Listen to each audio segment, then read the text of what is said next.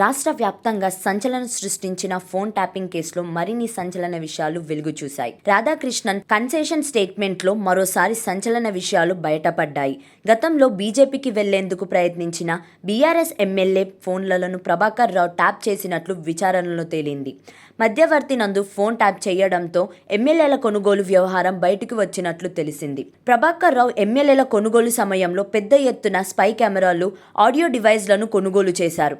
రోహిత్ రెడ్డితో పాటు కొంతమంది బీజేపీకి వెళ్లేందుకు ప్రయత్నిస్తున్నట్లు ఫోన్ ట్యాపింగ్ ద్వారా గుర్తించారు.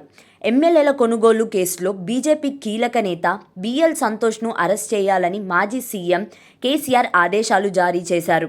అయితే బిఎల్ సంతోష్ను అడ్డం పెట్టుకొని లిక్కర్ స్కామ్ నుంచి కవితను తప్పించాలని ప్లాన్ వేసినట్లు తెలిసింది.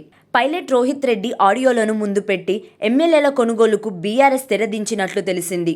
బిఎల్ సంతోష్ను అరెస్ట్ చేసేందుకు చేసిన ప్రయత్నాలు విఫలం కావడంతో ఆనాడు కేసీఆర్ ఆగ్రహం వ్యక్తం చేశారు. అయితే ఫోన్ ట్యాపింగ్ వ్యవహారంలో తాజాగా వెలుగు చూసిన అంశాలపై బీజేపీ, బీఆర్ఎస్ ఏ విధంగా స్పందిస్తాయో వేచి చూడాల్సి ఉంది.